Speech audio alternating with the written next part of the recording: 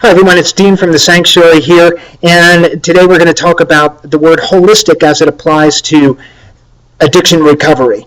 So one of the misnomers about the word holistic means that, wow, if I'm going to go this more alternative route, let's say, that I'm giving up the Western science model, and that's not true. In order to be holistic, actually, you have to combine both, and that's what we're doing here at the Sanctuary. We have an amazing psychiatrist that our clients see one-on-one every week. We have an amazing psychologist that our clients see one-on-one every week, and there are so many valuable therapies that are out there. Hey, let's include those.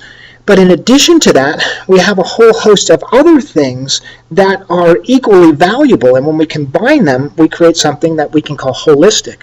So we have different aspects of what makes us human. We've all heard the term body, mind, spirit. So we've heard that expression before, and if we hold that that's true, there's a connection between these things. If something is happening in one area, then it must also be affecting the others. Just makes sense, right?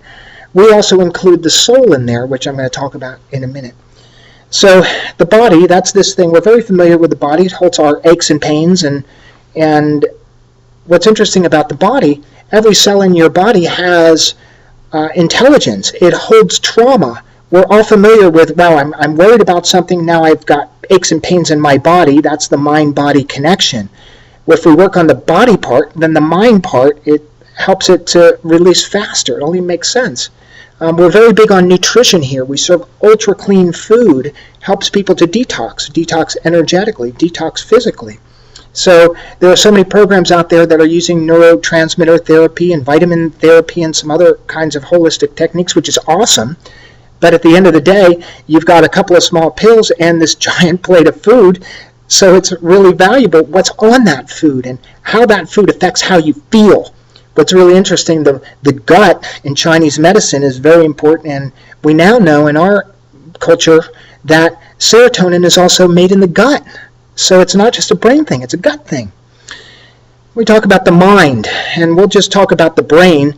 The brain has a brain stem, that's our survival brain. It has a limbic brain, that's where trauma is stored. That's where false beliefs about ourselves are stored. That's where fight or flight gets stored. That's where all the things that are triggering us are stored in the limbic brain.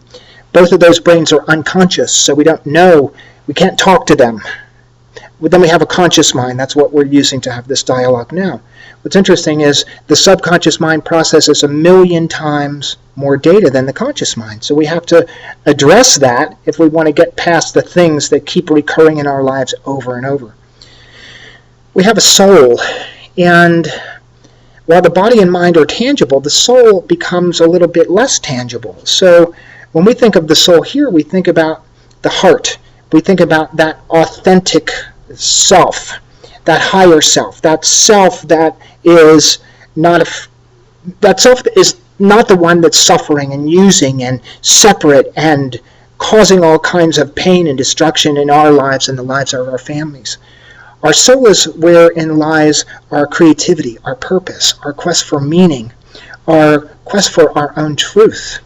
And we address the soul in a completely different way. The soul is very ceremonial in nature, so we have to address the soul and interact with the soul, interface with the soul in a different way. The human body has an energy system.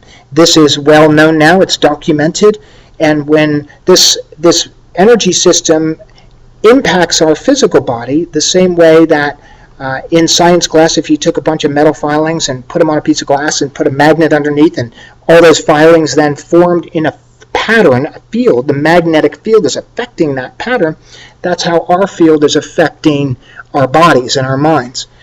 So in order for a program to be holistic, it must have specific components to address the body, the mind, the soul, and the spirit. So thanks for listening. Have an awesome day.